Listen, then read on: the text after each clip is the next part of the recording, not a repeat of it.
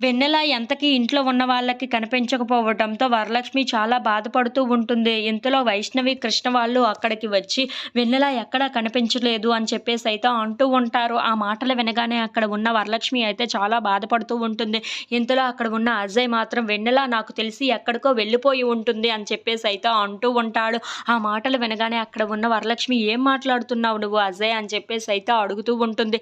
ఇంతలో అక్కడ ఉన్న అజయ్ మాత్రం అవును వైష్ణవి కోసం కృష్ణ కోసం వాళ్ళిద్దరూ సంతోషంగా ఉండాలని చెప్పి వెన్నెల ఎక్కడికో వెళ్ళిపోయి ఉండొచ్చు అని చెప్పేసైతే అంటూ ఉంటాడు. ఆ మాటలు వినగానే అక్కడ ఉన్న వరలక్ష్మి ఇంట్లో ఉన్న వాళ్ళందరూ అయితే చాలా కంగారు పడిపోతూ ఉంటారు. ఇంతలో అక్కడ ఉన్న అజయ్ మాత్రం అవును తను ప్రేమించిన కృష్ణనే వైష్ణవికి అప్పజెప్పింది కదా! అలాంటప్పుడు మళ్ళీ వాళ్ళిద్దరూ సంతోషంగా ఉండాలని చెప్పి తను ఎక్కడికో వెళ్ళిపోయి ఉండొచ్చు కదా! అని చెప్పేసైతే అంటూ ఉంటాడు. ఆ మాటలు వినగానే అక్కడ ఉన్న కృష్ణ, వరలక్ష్మి వాళ్ళు అయితే చాలా బాధపడుతూ ఉంటారు.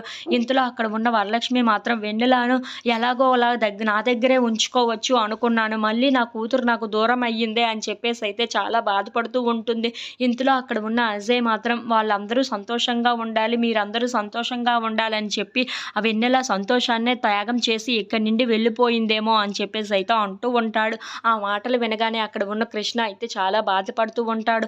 ఇంతలో అక్కడ ఉన్న వరలక్ష్మి మాత్రం తన కూతుర్ని తలుచుకుంటూ చాలా బాధపడుతూ అలా కింద పడిపోతూ ఉంటుంది. అది చూసి ఇంట్లో ఉన్న వాళ్ళందరూ అయితే చాలా కంగారు పడిపోతూ ఉంటారు. ఇంతలో అక్కడ ఉన్న వరలక్ష్మి మాత్రం వెన్నెల అని చెప్పేసి అయితే అనుకుంటూ తననే కలవరిస్తూ